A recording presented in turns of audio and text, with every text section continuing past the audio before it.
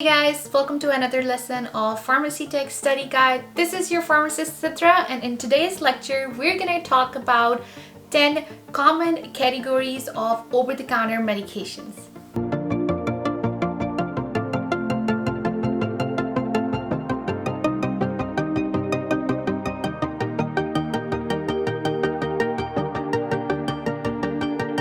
Hey guys, welcome to another lesson of Pharmacy Tech Study Guide. This is your pharmacist Sidra, and in today's video we're going to talk about 10 common categories of over-the-counter medications that you should know as a pharmacy technician.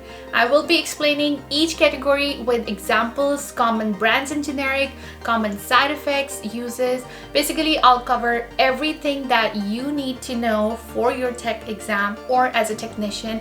Nothing complicated, it's going to be simple, just basic information, just enough that you need to know as a tech. Okay, so first things first, here's a question that you might have, that when pharmacist is supposed to do all the consultations and make all the recommendations to the patients, then why is it important for you as a pharmacy technician to have a solid understanding of various categories of OTC medications? Why should you know the indications, contraindications, some of the side effects and interactions?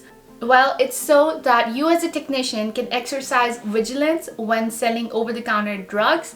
See, you often are the first point of contact for the customers. They'll come up to you and ask you to point them in the right direction where they can find Sudafed, for example. And if you don't know what Sudafed is, how can you show them where it is, right? Another thing is, if you see this patient getting Sudafed for personal use and is also picking up, let's say, blood pressure or heart medication, and you have no idea about the medication and its contraindications and side effects, then you won't be able to assist the pharmacist in catching the possible interactions.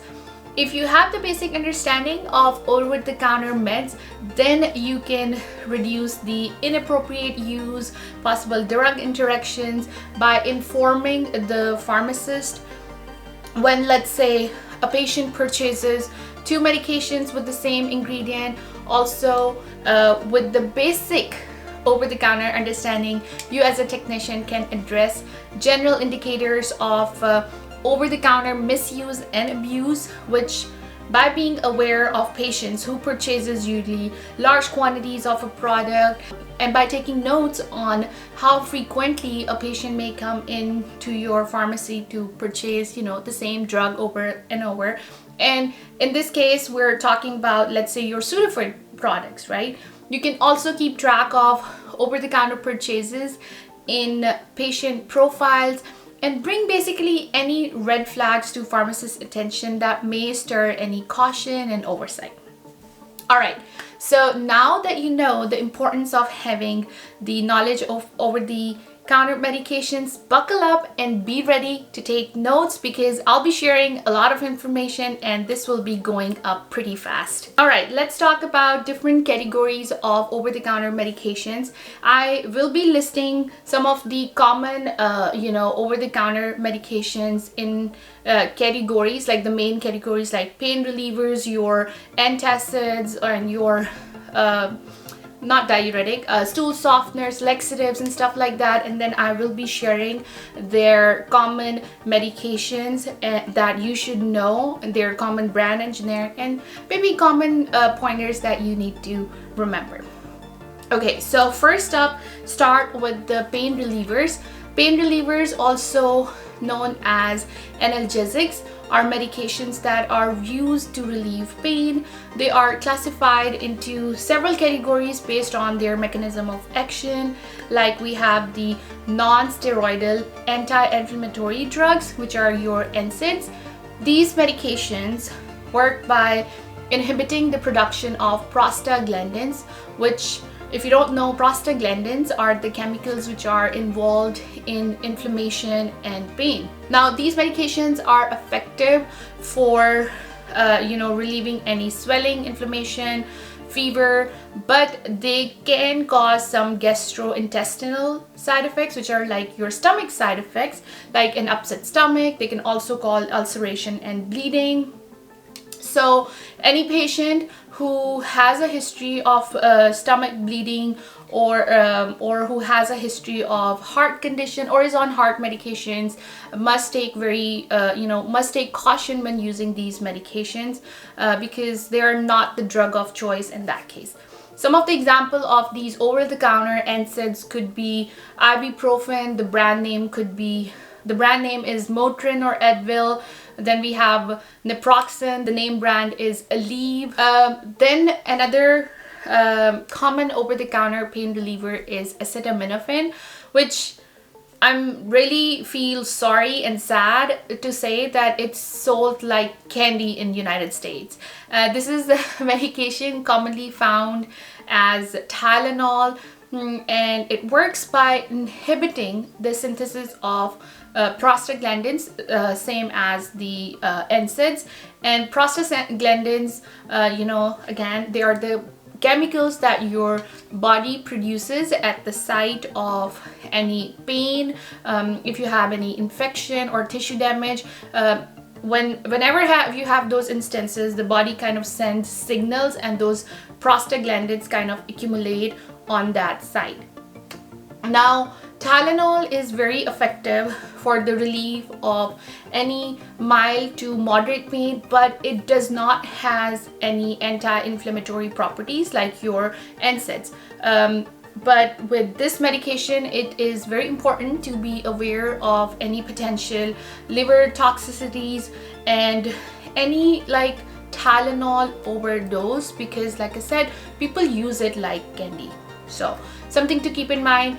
Also, if somebody has just pain or fever, this medication will be helpful. But if somebody is complaining that they have pain, fever, and swelling, then NSAID would be the drug of choice, unless the NSAIDs are contraindicated. Alright, so the next up is aspirin. This is an over-the-counter NSAIDs, and it is used to relieve pain and swelling just like any other NSAIDs. But the reason why I didn't mention aspirin with your other over-the-counter medications is because mostly it's bought over-the-counter as baby aspirin, which is the 81 milligram aspirin, and is used as a heart protectant in patients who have cardiovascular disease or who have a risk of stroke or heart attack.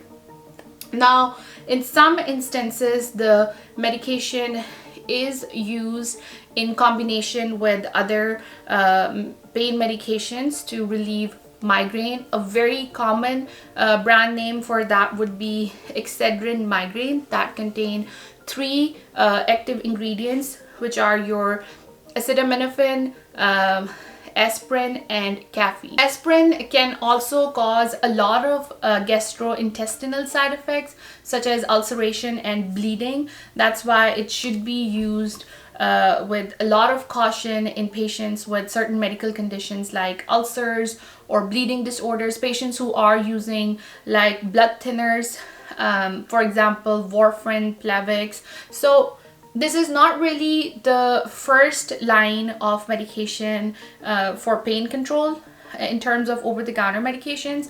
Normally it's reserved for heart protectant, like I said about the 81 milligram baby aspirin, or it is used in combination with the other pain medications. All right, moving on. The next up in the category of pain is your topical pain relievers. In this category, you have your creams and gels, ointments that are applied to the skin to relieve pain and inflammation. Basically, these topical medications are used for more targeted pain relief and not like a generalized pain. So examples would be some of your medications that contain menthol, capsaicin. Capsaicin is often recommended in shingles pain. Capsaicin comes from chili pepper, so it is unique in a way that when you apply this medication, it causes burning sensation. Then you also have a Voltaren gel. Voltaren gel used to be prescription only. The generic name is diclofenac gel, and this is a non-steroidal anti-inflammatory medication.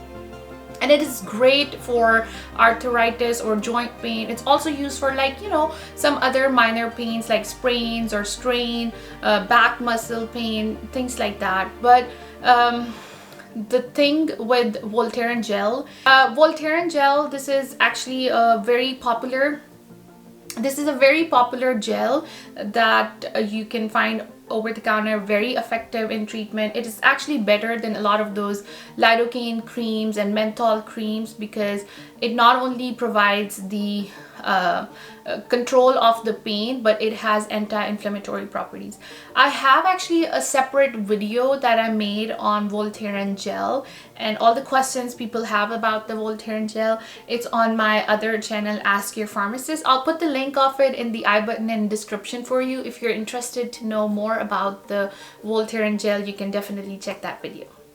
All right, let's talk about the topical patches that you can get over the counter. Now, just like your topical ointments and creams, patches offer more localized effect. Some of the common patches would be your lidocaine patches, Salon Pass. Now, lidocaine patch is a numbing agent, because lidocaine itself is a numbing agent. A very important thing that you should know about this patch is that the 4% patch is over the counter, while 5% patch is prescription only. Now, here's a fun fact that, you know, over the counter 4% patch you can buy for about maybe $15-20, whatever, similar to that price for about 5-10 patches.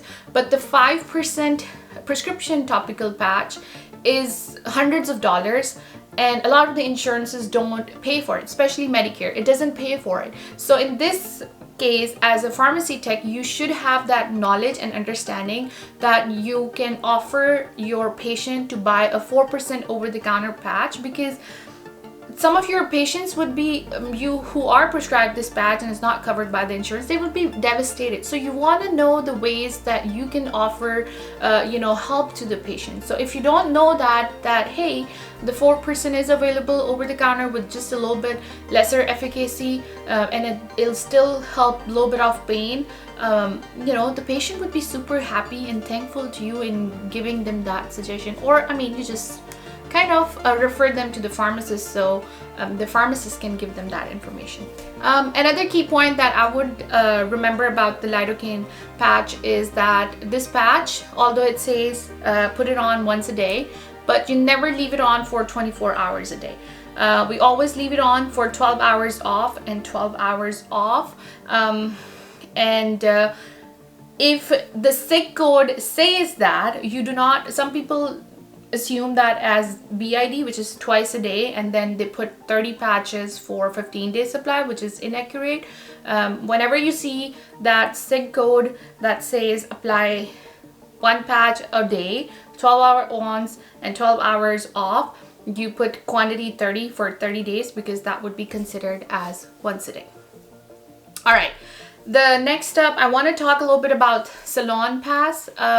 That patch is good. I mean, in terms of kind of having those cooling effect because of the menthol and camphor in it. They're both cooling agent. It also has salicylic acid or salicylate, which is used to control pain.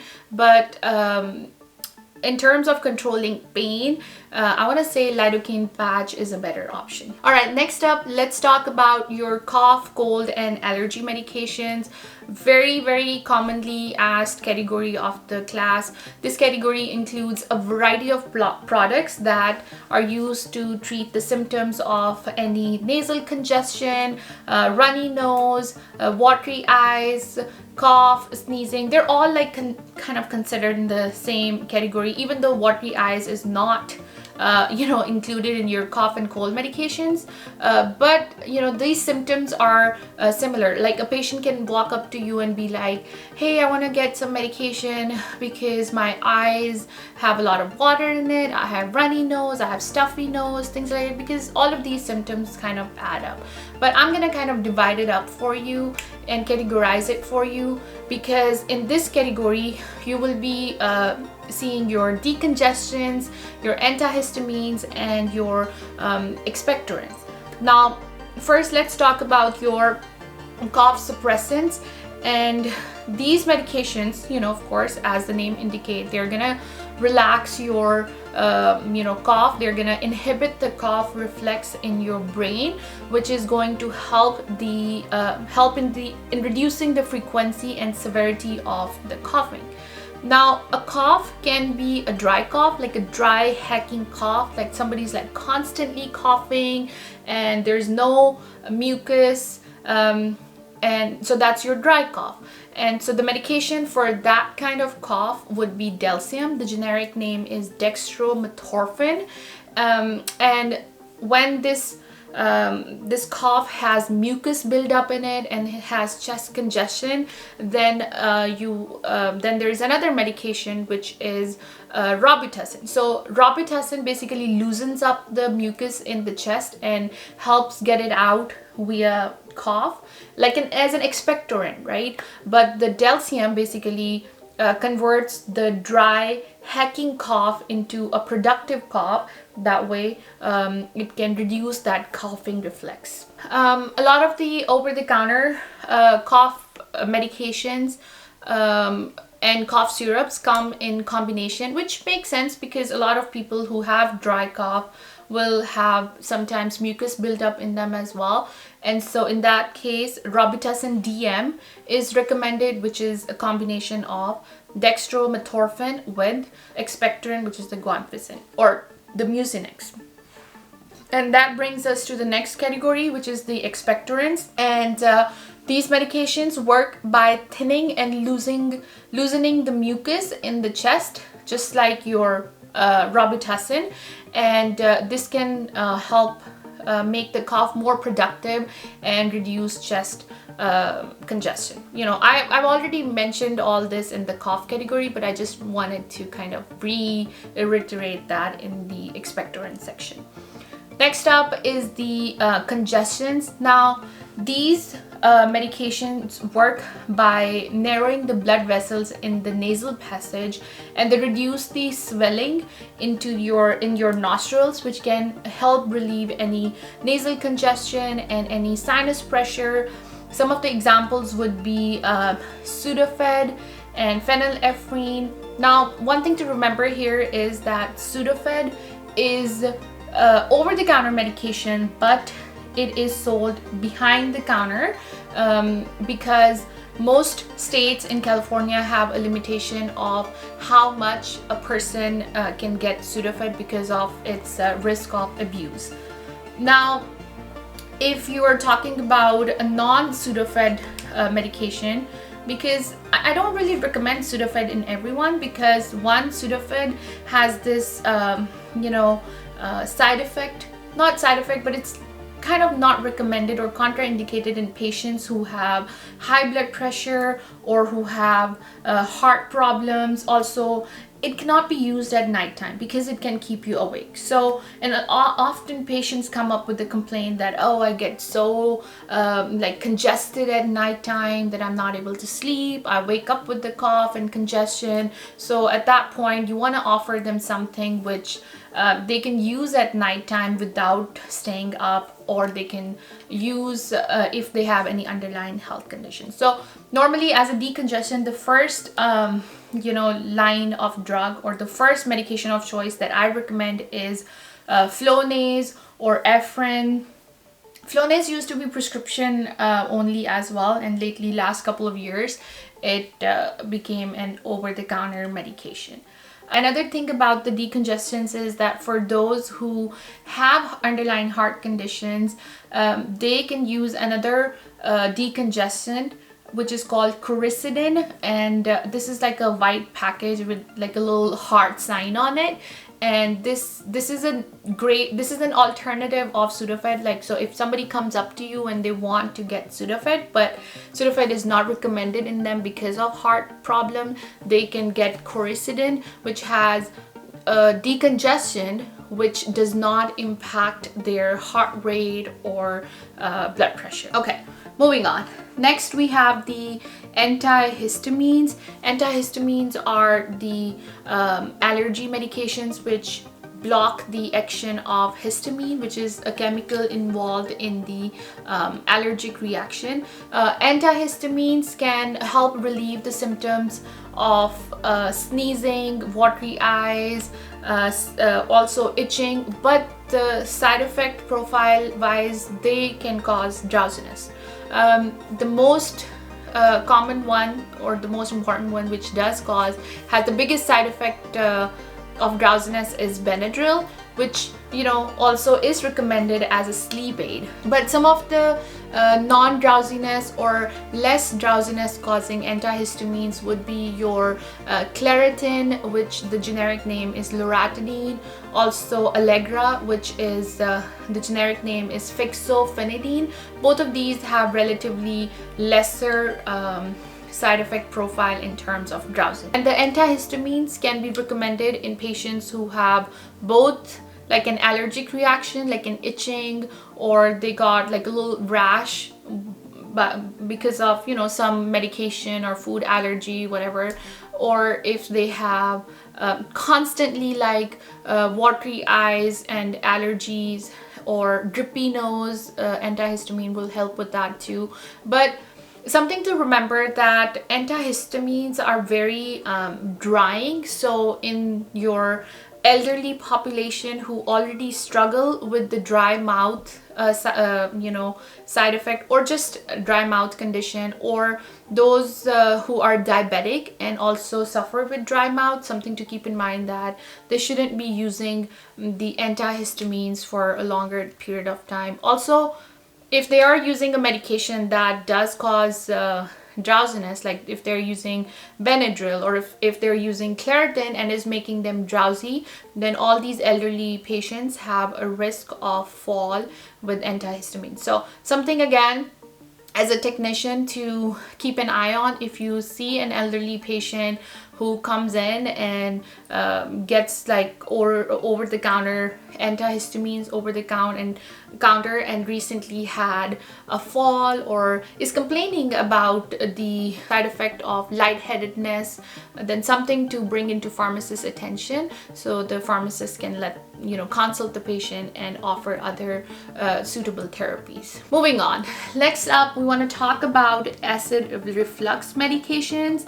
Now, acid reflux medications are used to treat the symptoms, of course, of acid reflux, which can include heartburn, any acid indigestion, which can result in chest pain. Often, indigestion can result in a buildup of gas in the chest, which I'm going to talk about in a little bit. That's another category of medications not included in antacids. But this medication or the category include antacids, your H2 receptor antagonist, your proton pump inhibitors. These are all like medications that help in the neutralization of the stomach acid, or they help prevent the stomach acid from coming up into the esophagus and causing that acidity. Now, antacids have more of an immediate action. These medications neutralize the acid in the stomach, which can help relieve any heartburn, acid reflux. Antacids include some of your medications like calcium carbonates, which include your Tums and Rolaids. These relieve acidity in as little as 10 minutes and can be used up to 10 times a day. Well, you can use up to 10 times a day, but yes, maximum 10 tablets a day. It can be used in pregnancy, but in pregnancy, you cannot use more than 6 tablets a day. In terms of Tums and Rolaids, if there is a kidney patient, they shouldn't use it because of the risk of calcium deposits in the kidney, which could be harmful. Another common antacid is magnesium hydroxide, which is available in liquid form. It can also help soften the stools in addition to, you know, relieving some of the acidity. So it's used for both acidity and relieving minor constipation. A good example would be magnesium hydroxide in milk of magnesia. A good example of magnesium hydroxide antacid would be milk of magnesia. Now, do not confuse magnesium hydroxide with magnesium citrate. It's a clear liquid which is sold over the counter to relieve constipation. Often patients who are going to get colonoscopy buy this, but lately this medication has been taken off the market because of a recall. And if you don't know what recall is, check out my lecture. I'll put this link of it on the screen up here somewhere. All right, next antacid I want to talk about is aluminum hydroxide. This is available in tablets and liquid form, and again works by neutralizing acids in the stomach, and it can also help to reduce diarrhea. A good example of over-the-counter aluminum hydroxide is Maalox. Then we have the sodium bicarbonate. And sodium bicarbonate is the type of antacid that helps neutralize the acid in esophagus, okay, which can help relieve the heartburn. And a good example for this would be, I want to say, alkalizer, like Alka-Seltzer. Okay, so this was the category of acid reducing medications which kind of neutralize the acid. The next up category in the same acid reducing medications is the H2 receptor antagonist. These medications block the action of histamine. Now, histamine is a chemical which is involved in the production of acid in the stomach. Do not confuse this histamine with the histamine which is involved in allergic reaction, although they are kind of similar and related. But in this case, we are talking about the histamines that are present in the stomach and are responsible for increasing the stomach acid. They can be taken orally, and they can help reduce the acid production to reduce or alleviate the heartburn and indigestion. And some of the examples would be Pepcid, the generic name is famotidine. Then another one would be ranitidine, the name brand is Zentic, although Zentic or ranitidine has been taken off the market, but just throwing that name out there just so you're familiar, because it used to be like one of the best sellers. All right, so the next category of the acid reducers is proton pump inhibitors, also known as PPIs. These medications block the action of proton pump in the stomach, which reduces the acid production. These are taken orally and are more potent than the H2 receptor antagonist. And some of the examples would be omeprazole, the name brand is Prilosec. Then we also have lansoprazole, the name brand is Prevacid. There is another one called S-omeprazole. Now, one thing to remember here before we move into the next category, the acid reducing medications have 3 different categories by the amount of, or by the speed with which they control the acid. Before I move on into the next category, I do want to mention one thing about these acid controlling medications is that if somebody comes in and has a complaint of occasional acidity, then you want to recommend them Tums or Rolaids. But if somebody has a complaint of acidity, maybe let's say like once a week, or maybe maybe sometimes twice a week, then we recommend them H2 receptor antagonists like your Pepcid. And if somebody has more severe complaint of acidity or heartburn, that's when we recommend the proton pump inhibitors like omeprazole. But the speed or the time that they take to show their action is variable. Like your Tums and Rolaids kind of medications, they work in like 5 to 10 minutes. Like rapid acting, right? While your H2 receptor antagonist may take up to a couple of hours or maybe a day or so to show its full effect, while your proton pump inhibitors, which are the most potent, will take up to a week to show its full effect. Now, I know this is something that you wouldn't be, counseling the patient on. You will be, your pharmacist will be educating the patient about all this information, but I am letting you know, that way you can kind of look for the pattern of somebody's complaint and the medication that they're buying over the counter for it. Okay, next up category is laxatives. Over-the-counter laxatives are the medications which are used to treat constipation, which is defined as infrequent or difficult bowel movements.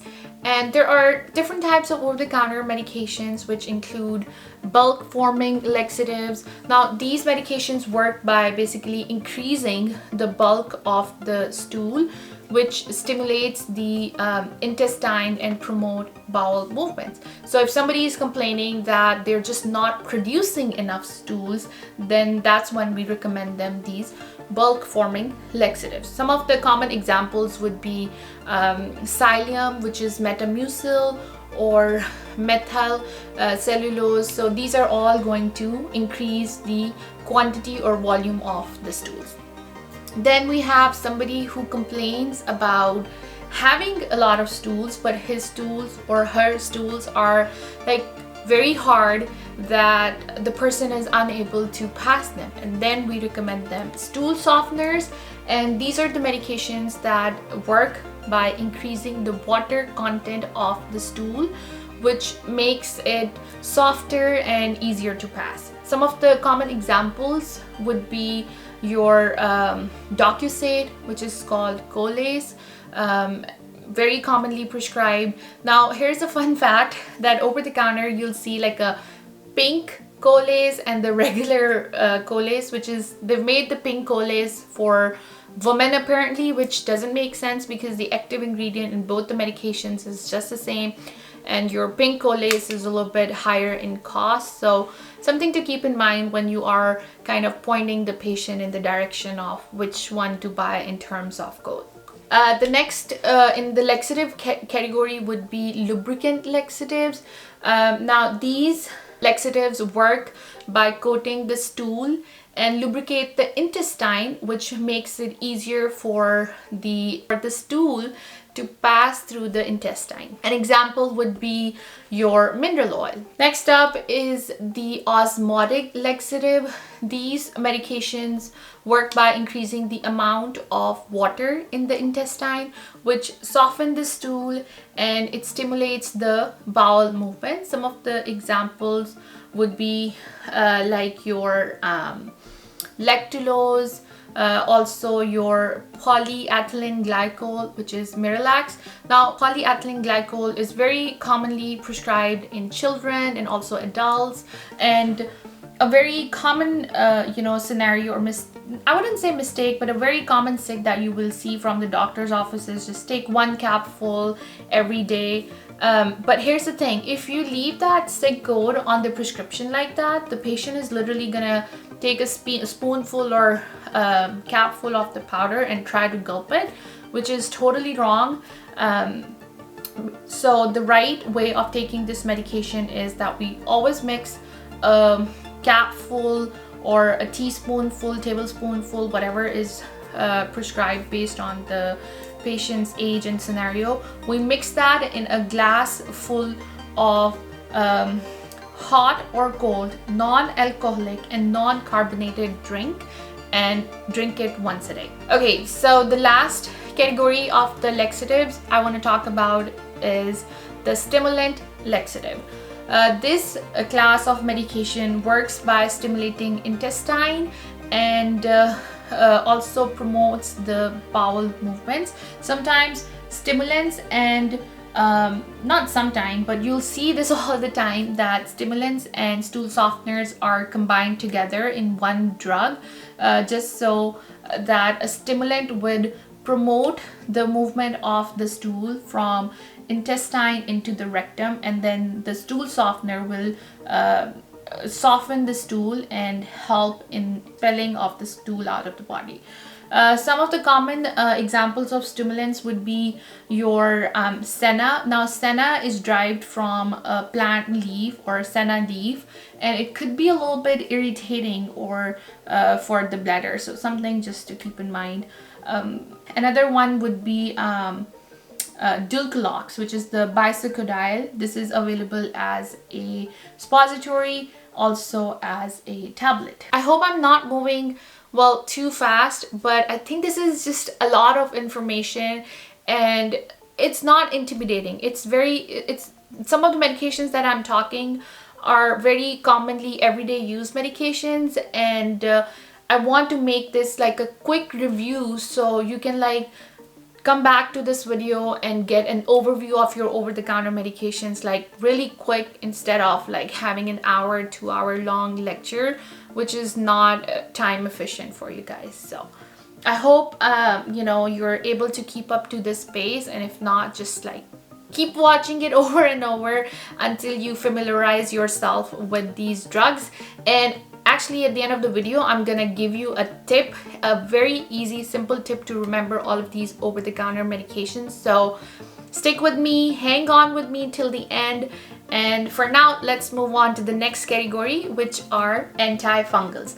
This category includes the medications which are used to treat fungal infections of the skin, nails, and mucous membrane. So these medications are available in creams, ointments, powders, and sprays form. Like, just depends on what area of the body you're trying to use it, right? Some of the common over-the-counter antifungal medications would be clotrimazole. Now, it's available as a lozenge form as a prescription, but it is used to treat a ringworm infection and is available over-the-counter as a cream. Then you have the miconazole, which is like an antifungal and is used to treat any infections of the mucosal membrane. So it's available as a suppository, and like it comes with like an inserting applicator that you can use to insert the medication vaginally or rectally, wherever you have the problem. A very common one would be the Monistat, which is a product specially formulated for the treatment of vaginal yeast infections, and these yeast infections are caused by the fungus called Candida. Well, and here's something to remember with the Monistat, that it is, you know, the medication itself causes a little bit of burning and itching, but the condition it's used for, like the vaginal yeast infection, also causes burning. So it's not a very like comfortable situation to be in when, you know, the patients are using it. Another thing is that when we use this medication or we insert it vaginally, it oozes out from the body. Normally, it's recommended to use it at nighttime, and so the medication shows its effect overnight, but in the morning, it is going to ooze out of the body. And a lot of times patients panic that, oh, my medication just came out of the body, it didn't even show its effect or something. But the medication did show its effect in the body overnight, and whatever is oozing out is basically excess medication, but the medication has done its job. Another common antifungal to remember is the terbinafine, also dolnafilate. These medications are used to treat a variety of fungal infections that include athlete's foot, also jock itch, and ringworm. Now, it's important that you know, patients and you can also read the instructions on the label carefully and you know, follow it as directed, or use it for the entire period of time as prescribed. Because even if the symptoms go away, if the medication is not used to its entirety, like if you don't finish the course of the treatment, then the infection might come back again, and when it comes back again, it gets worse. So something to keep in mind, that if it is a reoccurring infection, if you see a patient maybe get one medication for the same condition over and over, something to bring into pharmacist's attention, that maybe the pharmacist can recommend something else. Maybe the pharmacist can ask questions from the patient, that whether the patient is using it as directed, or whether the patient is using it for the problem that the patient has. Because often patients like to self-treat. We all just hate going to the doctor, right? I mean, I'm not gonna lie that me, even as a pharmacist, I hate going to the doctor unless I really have to. So we just like to self-treat. But I think it's very important that if you don't see your symptoms get better by using over-the-counter medications in like 3 to 4 days, then do not continue using that over-the-counter treatment. Seek medical attention. Let's talk about over-the-counter medications for eyes. I feel like I also need a little bit of break because I've been on the road. But let's do it, guys. We got this. In over-the-counter medications for eyes, the first up I want to talk about artificial tears. These are the medications which are used to lubricate dry eyes, and they can also reduce redness or discomfort in the eyes. These are more like your lubricating eye drops. They lubricate and moisten the eyes, and they can also be helpful for people who spend a lot of time on the computer or their mobile screen, and they also are in a very like dry environment, and they're getting a lot of the dry eyes, so they need the eye lubricants to keep that pH level of the eyes or keep that moist wet environment for the eyes. Some of the common examples would be your refresh tears, genteel, Systane. We also have what else? Am I missing something? Yes, your Visine tears, also blink tears. I think that's about it. These are the more common ones that you want to remember. The next up is allergy eye drops. Now these are used to relieve symptoms of allergies such as redness, any itching or watering in the eyes. This will include your antihistamine eye drops. Remember in the when I was talking about antihistamines earlier, antihistamines help relieve any itchiness in the eyes or help, you know, get rid of excessive watering in the eyes. So the medications that are used in this category would be your antihistamines. Examples would be your ketotifen, your Paraday, Zeditor. Next up, we have redness relief eye drops. Now these are used to reduce redness in the eyes. You know, have you seen sometimes the eyes get that bloodshot kind of redness in the eyes?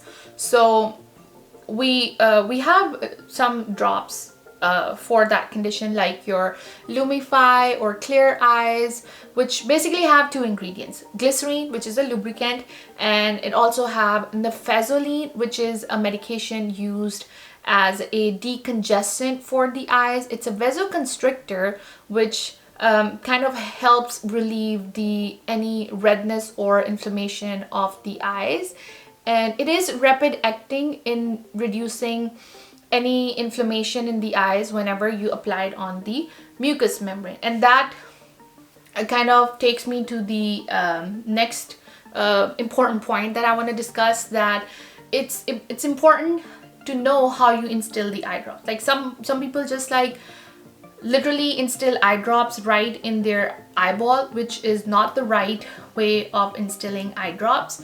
The eye drops are always instilled in the red portion of the eye, and then you close the eyes and then kind of block the inner corner of the eye for maybe 2 or 3 seconds to make sure that the eye drops are absorbed properly in the eyes. And then whatever extra drops come out of the eyes is extra. Don't worry about it, you got the dose. since we're talking a lot about the redness of the eyes, I did want to bring one thing into attention, is that a lot of times when we get redness in one eye, people come up to me all the time and ask like, oh, what can I use over the counter? See, if you have redness in both eyes, then I understand that it could be like an allergic reaction or your eyes are just irritated or something. Then yes, I can recommend something over the counter to help soothe the eyes. But if it's just one eye, then chances are it's a pink eye, or it's like an infection in the eye. In that case, you don't want to use something over the counter. Like, I have seen people like literally push me to get the answer for like an over-the-counter treatment of pink eyes. Like, guys, pink eye is either a bacterial infection or a viral infection, and nothing over the counter is going to give you relief from that. I mean, over the counter there is a medication for pink eye and it's called pink eye, and if you look at the ingredients on it, it just has like a lubricant, like it has like a petroleum jelly, something like that, to help soothe out that. It's not going to help get rid of any infection in the eye. And if you keep using over-the-counter medication for such instant, then you're actually working against your eyes, because the infection can spread and it can then result in having to get a higher dose of antibiotics. So something to keep in mind. Okay, next up is dermatological preparation. Now, this category includes a variety of products that are used to treat skin conditions like your acne, your dandruff, eczema, and these may include cleansers, creams, lotions, ointments. Some of the common ones that I want to talk about are your benzoyl peroxide. Now, this is like an antimicrobial agent that is used to treat acne. So is your salicylic acid, very common agent, that it's a keratolytic agent and is used to treat acne, dandruff, and other skin conditions.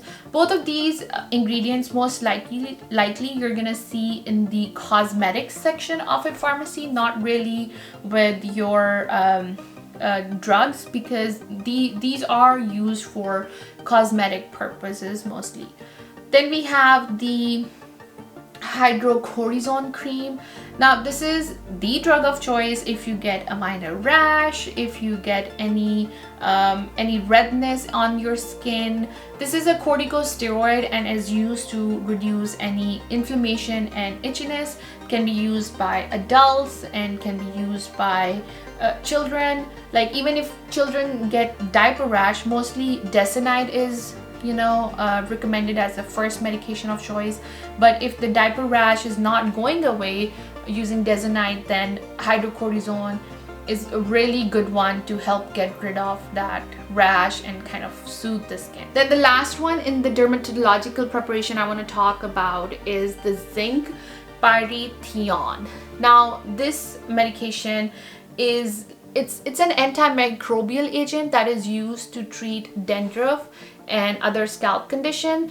You'll see it most commonly in your anti-dandruff shampoos, like Head and Shoulders also has this medication.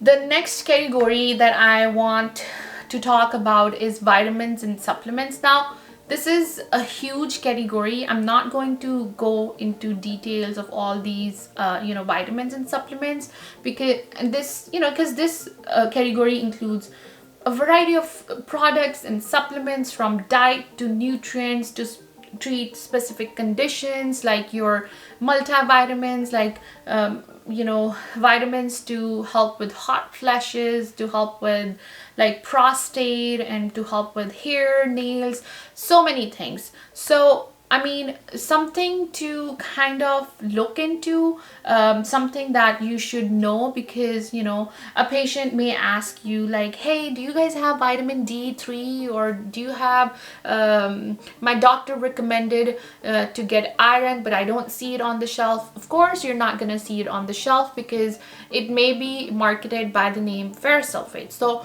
you should familiarize yourself that hey, over-the-counter ferrous sulfate or iron, one and the same thing. So something to keep. And another fun thing that you'll see ferrous sulfate 75 milligram, and the patient might say that oh, my doctor recommended to take 325 milligrams. And so in that case, you should know that the ferrous sulfate 325 milligram is actually the 75 milligram. They're both the same because the 325 milligram of ferrous sulfate has 75 milligrams of elemental iron.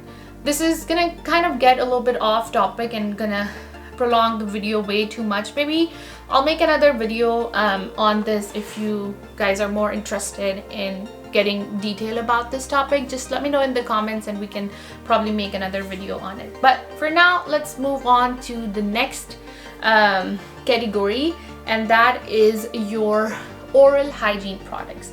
Now, this category includes products like that are used for oral health, like your toothpaste, your mouthwash, your floss items. A lot of times the patients with the concern of dry mouth will be asking for a recommendation from the pharmacist, and these mouthwashes and gums for dry mouth normally contain xylitol or fluoride to help with that dryness in the mouth. Moving on, next up are your smoking cessation medications that you can buy over the counter, and these are your nicotine patches and nicotine gums that you can buy. The nicotine patches come in 3 different strengths. There is a 15 milligram, there is a 14 milligram, and then there is a 7 milligrams. We always start with the higher strength first, which is a 21 milligram. Use it for like a week or 2 depending on how much smoking a person does, and then we go to the 14 milligram and then slowly kind of wean it down to the 7 milligrams. But these nicotine patches are actually the nicotine replacement patches. So when a person decides to try those patches, they must not smoke at all. So you should basically just pick a date when you decide that, okay, starting January 1st 2023, I'm not gonna smoke, and that's when you throw all your cigarettes out in the trash and put on the the nicotine patch. And the nicotine patch is applied normally on the back side of your shoulder, and it can cause insomnia, so it should not be put on for 24 hours. Normally at nighttime we're supposed to remove that patch, and it's to be applied first thing in the morning, and it's an everyday patch. So those who use this patch must rotate the side of application, and in case the application of the patch causes some kind of irritation, then use like an over-the-counter cortisone cream that I mentioned earlier to help with any rash or irritation. Another over-the-counter option in nicotine is nicotine gum, and this gum is basically used to reduce the cravings of cigarette and can be used in conjunction with the nicotine patches for like breakthrough urge of smoking.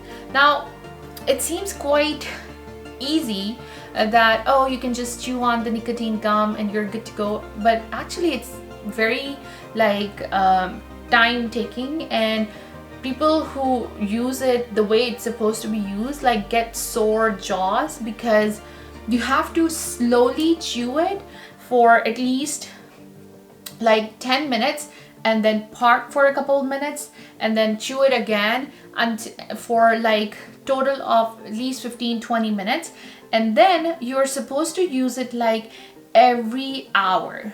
Now in 24 hours, like just imagine how many gums you are chewing, and it's not an easy one. That's why it's not normally used on its own. It's used in combination with nicotine patch therapy, or sometimes in combination with other prescription medications for smoking cessation.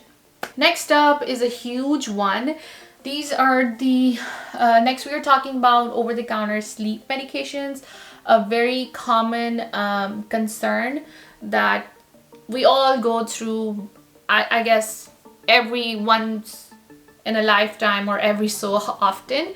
And some of the common sleep medications that you can get over the counter are your diphenhydramine. This is your Benadryl. It's an antihistamine. And another one would be doxylamine. This medication is sold over the counter by the brand name Unisom, and it is also an antihistamine, causes drowsiness. Then we have melatonin. Melatonin is a hormone that helps regulate sleep-wake cycles. It's available in, supplement forms. It is used to help with like jet lag, or if you want to adjust with like a shift schedule. This medication is not like a sleep agent. It doesn't help promote the sleep. It doesn't cause drowsiness. It actually regulates the sleep. And here's an interesting fact, that if you take this medication during daytime, it might not help you sleep. It might not cause drowsiness. If you take it at the bedtime, it's actually going to tell your body that yes, it's time to go to sleep, and it's going to promote the sleep cycle, if that makes sense. I know it could be a little bit confusing. It is a detailed topic on its own, so I'm not going to go into detail here. I have a video on melatonin as well on my Ask Your Pharmacist channel. I'll put a link for you in the I button and in the description. If you are interested to know more about it, definitely check that video out, and I would highly encourage you to know more about it, because it's a very, very common supplement to help with sleep. I wouldn't say it's a supplement, it's a very common medication to help sleep, because melatonin is naturally produced in our body. So when you are taking melatonin through an external source, you're basically kind of triggering the production of the natural melatonin in the body. Another sleep medication would be valerian root. Now here's the thing. Valerian root is not really for sleep. It helps calm anxiety, but what it does is basically a lot of time we don't. But what happens is a lot of times we're not able to sleep because we're super anxious. So valerian root can actually help calm you down, kind of relax you, and helps your body to sleep. Okay, I think there was one more category that I wanted to discuss, and that one was I think the first aid products. I mean, in the first aid products, you will see your over-the-counter Neosporin, over-the-counter antibiotics, which are mostly triple antibiotic, Neosporin, Hibiclin solution. Hibiclin is like a body wash, which often doctors recommend patients to use it before any surgery, and it is a good one to remember. And other things in first aid, that some of the other ones that you want to remember in first aid category would be your topical ointments or creams that I mentioned earlier under pain relievers.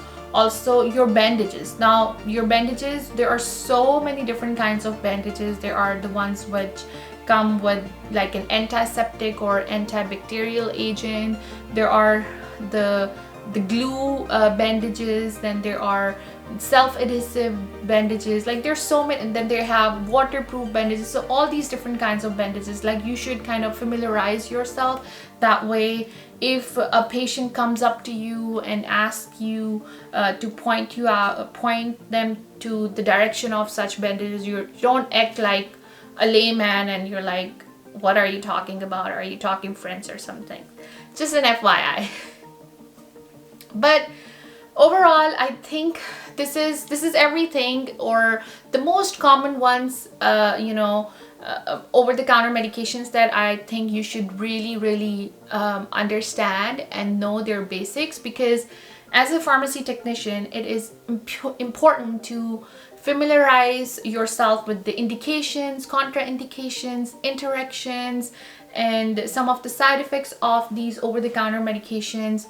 And within these different categories, all right, so that wraps up today's lecture on over-the-counter medications. I know this was a handful, a very lengthy video, but it's super important because as a pharmacy technician, it's very important to familiarize yourself with these medications so that you're able to help the pharmacist in proper patient care. Because as a as a pharmacy technician, you play a very important role in assisting pharmacists in the,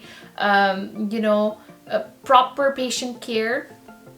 And it does definitely require basic knowledge of these meds coupled with some communication skills for you to succeed as a pharmacy technician. Just remember that pharmacists rely heavily on you to recognize any potential problem. So if you do notice anything like that, just definitely bring it up to your pharmacist's attention.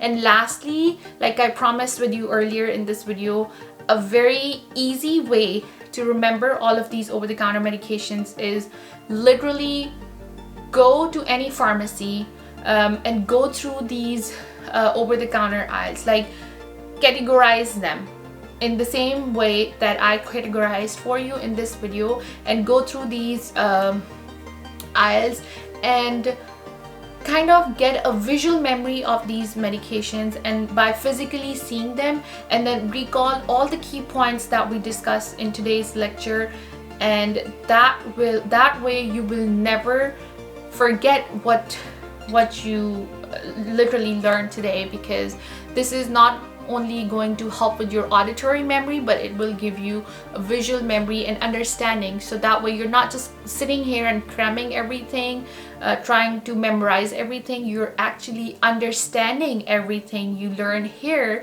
and comparing it to what you see in the pharmacy. I hope all of this was super helpful for you, and I tried my best to make it very clear and easy to understand video, but I'm sorry it is a little bit lengthy. Well, I hope it helps you. If you have any questions, feel free to ask in the comments, and if you have any lecture recommendations or anything you'd like to learn from me, just leave it in the comments and I will get back to you in another video. Alright, so I'll see you next time in another lecture. Until then, you have a good day and best of luck with your PTCB exam. Take care. Bye.